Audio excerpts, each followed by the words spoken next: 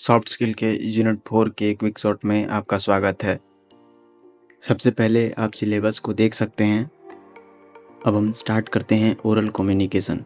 Oral communication एक process होता है जिसके द्वारा हम अपने इन्फॉर्मेशन को स्पोकन वर्ड्स के द्वारा दे सकते हैं और ऑडियंस उसको लिसन कर सकती है।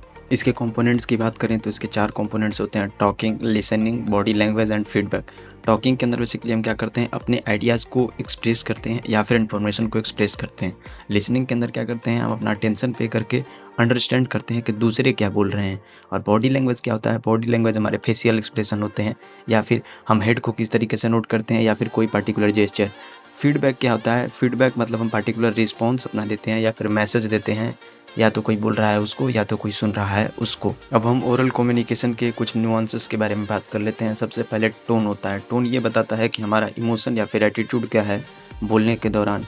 पेस क्या होता है, हम कितनी तेज़ी से या कितने धीरे तरीके से हम वर्ड्स को स्पीक करते हैं। वॉल्यूम क्या होता है, हम कितने लाउडनेस से या फिर कितने सॉफ्टनेस से यानी धीरे या तेज़ बोलते हैं। पॉजेज़ क्या होते हैं, पॉजेज़ वो होते हैं जो हम वर्ड्स के बीच में लेते हैं या फिर फुल स्टॉप के दौरान या फिर कॉमा के दौरान, इन सारी चीज़ों को। अब हम मोड्स ऑफ स्पीच डिलीवरी के बारे में बात कर लेते हैं। सबसे पहले आता है फॉर्मल। फॉर्मल मतलब ये होता है जिसके लिए हम प्रेजेंटेशन वगैरह तैयार करके बोलते हैं, जिसके लिए कुछ गाइडलाइंस होती हैं।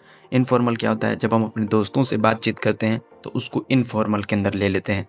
परसुएसिव क्या होता है, जब हम किसी को जैसे सेल्स के दौरान किसी को अगर हम कन्विंस करना चाहते हैं किसी पर्टिकुलर प्रोडक्ट के लिए, उसको हम बोलते हैं परसुएसिव।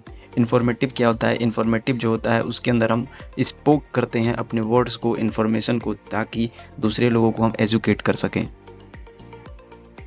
अब हम पब्लिक स्पीकिंग के बारे में बात कर लेते हैं। पब्लिक स्पीकिंग बेसिकली इस चीज़ को एक्सप्लेन करता है कि एक पर्टिकुलर स्पीकर अपने वर्ड्स को एक्सप्लेन करता है ताकि वो इन्फॉर्म कर सके या फिर एंटरटेन कर सके लोगों को और उन्हें अपनी बातें समझा सके किसी पर्टिकुलर टॉपिक के बारे में। पब्लिक स्पीकिंग के 3 इसेंशियल कंपोनेंट्स होते हैं, उनके बारे में हम बात कर लेते हैं। सबसे पहला होता है कॉन्फिडेंस। कॉन्फिडेंस मतलब हमारे अपने बोलने के तरीके के बारे में हम कितने अश्योर हैं कि हम लोगों को किस प्रकार से कन्विंस कर लेंगे या फिर अपने टॉपिक को बेटर वे में एक्सप्लेन कर पाएंगे। क्लैरिटी क्या होती है, क्लैरिटी ये एक्सप्लेन करती है कि हमारे वर्ड्स को एक्सप्रेस करने का तरीका कैसा है, क्लियर है, कॉन्साइज है। इस प्रकार से मतलब हम किस प्रकार से वर्ड्स को एक्सप्लेन कर सकते हैं ताकि सुनने वाले लोग उसको आसानी से समझ सकें। फ्लुएंसी ये बताती है कि हम किस प्रकार से बोल पाते हैं और ऑडियंस को हम किस प्रकार से अपने शब्द के साथ इंगेज रख पाते हैं। इसके लिए हम पॉजेज ले सकते हैं या फिर कुछ एक्सप्रेशन को शो कर सकते हैं। इंडिविजुअल स्पीकिंग के बारे में बात कर लेते हैं। इंडिविजुअल स्पीकिंग एक तरीका होता है जिसमें अपने थॉट्स को या इन्फॉर्मेशन को किसी दूसरे को पर्सनल या फिर डायरेक्ट तरीके से समझा सकते हैं। विजुअल स्पीकिंग के कुछ इसेंशियल कंपोनेंट्स के बारे में बात कर लेते हैं। सबसे पहले नंबर पर आता है कंटेंट। कंटेंट मतलब हम अपने किस प्रकार के टॉपिक और आइडियाज़ पर एक्सप्लेनेशन देने वाले हैं। ऑर्गेनाइजेशन मतलब हमारे बोलने का स्ट्रक्चर क्या होने वाला है जिससे एक क्लियर मीनिंग ऑडियंस को जाए। और डिलीवरी क्या होता है, हम किस तरीके से अपने वर्ड्स को ऑडियंस के थ्रू मतलब ऑडियंस के सामने बोलते हैं। एक्सप्रेशन, लैंग्वेज, इन सब चीज़ों को इंक्लूड करता है ये। ऑडियंस अवेयरनेस क्या होता है, हमें नीड्स और रिएक्शन ऑफ लिसनर यानी उनके लिसनर यानी सुनने वालों को नीड और रिएक्शन को समझ करके अपने वर्ड्स को बोलना होता है जिससे वो सारी बातें आसानी से समझ सकें। नॉन वर्बल कम्युनिकेशन के अंदर वो सारी चीज़ें आती हैं जो कि हम बिना बोले दिखाते हैं, या फिर वो फेशियल एक्सप्रेशन हो सकता है, जेस्चर हो सकता है, या फिर हमारा बॉडी लैंग्वेज हो सकता है। काइनेसिस हमें ये बताता है कि बॉडी लैंग्वेज और फिजिकल मूवमेंट्स किस प्रकार से मैसेज कम्युनिकेट करते हैं, या फिर वो स्पीकर हो या फिर वो लिसनर हो, दोनों के लिए। अब हम paralinguistic features of voice dynamics के बारे में बात कर लेते हैं। ये डिफरेंट फीचर जैसे कि pitch, tone, volume and speaking rate को इंक्लूड करते हैं जो कि हमारे ओवरऑल स्पीकिंग को इन्फ्लुएंस करते हैं। इसमें सबसे पहले पिच आता है, ये बताता है कि हम कितनी तेज़ी से या कितने धीरे से अपने शब्दों को बोलते हैं जिससे कि डिफरेंट मैसेजेस और इमोशंस को हम कन्वे कर पाएँ।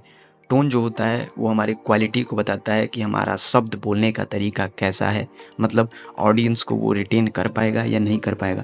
वॉल्यूम ये बताता है लाउडनेस या फिर सॉफ्टनेस, मतलब हमारे आवाज़ में ओवरऑल सॉफ्टनेस कितना है, जिस तरीके से ऑडियंस मैसेज हियर करेगी वहीं बता पाएगी। स्पीकिंग रेट ये बताता है कि हम कितनी तेज़ी से या कितने धीरे से शब्दों को बोलते हैं, मतलब 1.25x या फिर 1.5x पे बोलते हैं या फिर नॉर्मल रेट पे बोलते हैं।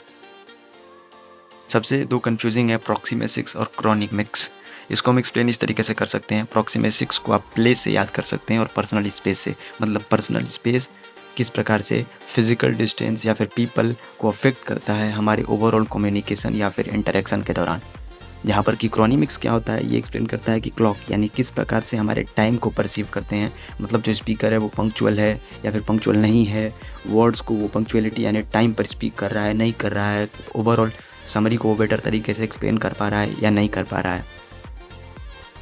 प्रेजेंटेशन स्ट्रेटजीज ऐसे मेथड्स या फिर टेक्निक होते हैं जिससे कि हम अपने शब्दों या फिर अपने थॉट्स को ऑडियंस को किस प्रकार से एक्सप्रेस कर रहे हैं। सबसे पहला कंपोनेंट होता है प्लानिंग। ये एक्सप्लेन करता है कि हम अपने ऑडियंस को किस प्रकार से समझते हैं और उन्हें किस प्रकार का अपना पर्टिकुलर इन्फॉर्मेशन देना सही होगा और क्या अप्रोच सही होगा। प्रिपरेशन ये एक्सप्लेन करता है, जैसे हम एग्जाम की तैयारी करते हैं तो प्रिपरेशन में क्या करते हैं, डिफरेंट तरह के मटेरियल को इकट्ठा करते हैं, उसी प्रकार से प्रिपरेशन ये एक्सप्लेन करता है कि हम गैदर करते हैं और स्ट्रक्चर करते हैं उन मटेरियल को जो कि ऑडियंस को स्मूथ डिलीवरी के लिए मदद करेगा। ऑर्गेनाइजेशन के बारे में बात कर लेते हैं। ये एक्सप्लेन सिंपली ये करता है कि हमने सब कुछ तो गैदर कर लिया, अब हम उसको इस प्रकार से अरेंज करें कि ऑडियंस को बेहतर तरीके से हम अपने इन्फॉर्मेशन को दे पाएँ, जिससे वो कन्विंस हो सकें या फिर जिस पर्टिकुलर चीज़ के लिए हम उस स्पीच को दे रहे हैं वो हम एज ए रिज़ल्ट गेट कर पाएँ।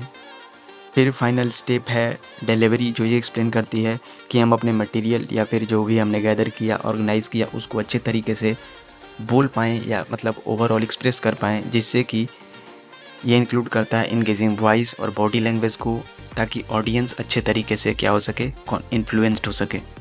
यूनिट 4 यहाँ पे समाप्त होती है। अगर यहाँ तक आपने वीडियो देखा है तो थैंक यू फॉर वॉचिंग। और भी ऐसे क्विक शॉट आप देख सकते हैं, आप प्लेलिस्ट पे देख सकते हैं जिसमें हमने अच्छे तरीके से और कम समय में सारी की सारी यूनिट्स को कवर किया है। पीडीएफ के लिए आप डिस्क्रिप्शन में जा सकते हैं। क्विक रिवीजन के लिए भी हमने डिस्क्रिप्शन में एक माइंड मैप की लिंक दे रखी है जो आपके लिए ओवरऑल बहुत यूजफुल होगी।